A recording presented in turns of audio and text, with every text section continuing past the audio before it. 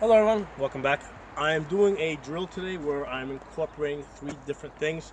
Um, First thing, coming out of the holster, shooting, reholstering. Second, engaging a second threat. Okay, and thirdly, moving before I engage that second threat. Okay, so let's go through this drill and then we'll talk about some more.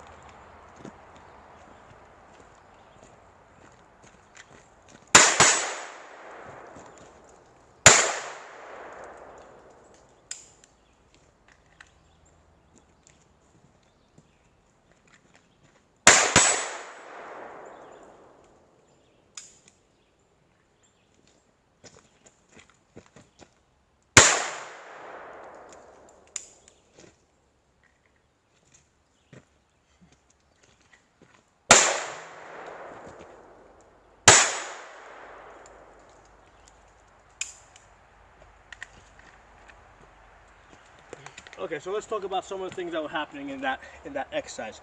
Um, because I'm practicing three separate things in one exercise, but these are the three most likely things that you're likely to do or need to do if you ever need to use a gun for self-defense. Okay, so number one, you need to come out of the holster and safely shoot. So to do that, hand goes on your chest so you don't shoot your hand. Come out of the holster, pull, rotate, join, extend. Now here's the thing, it is highly likely that when you engage that first threat, it is going to be at almost grappling distance.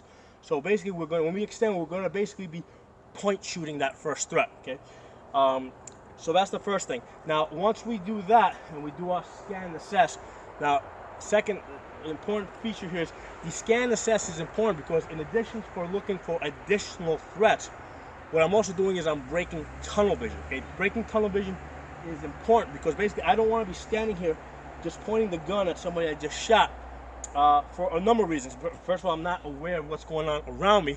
Secondly, there's going to be other concealed carriers and police coming onto the scene.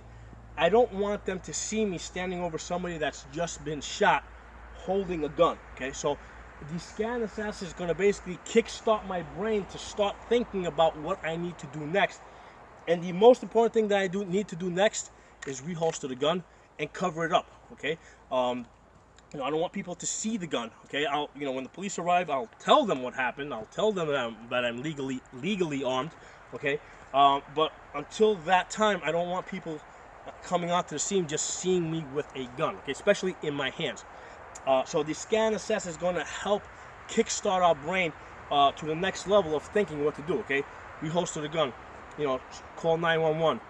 Start, administering aid. If we need to administer aid to anybody that's been wounded. Okay, so that's one aspect of this drill. The second aspect that's being incorporated into this drill is that we're going from point shooting to iron sights shooting. Okay, because when I engaged that first threat right there, basically that was close enough that I could just point shoot it because I needed to get the shots off really fast. Okay. The second threat, which is basically about 15 feet away from that position, okay, in order to be able to hit the target at that distance, I need to get back on my iron sights. And what will typically happen is when people point shoot the first target, they'll point shoot the second target. So we need to drill, going from point shooting to iron sight shooting, okay? And the third thing that I incorporated into this drill was the movement, okay? Now, the purpose of the movement, okay, was from a practical perspective. There's two reasons for this. Number one, from this position here, okay, when I turn to engage that threat, I have a really bad angle over here because that's a relatively thin target. So I only have like 1 inch to shoot at here.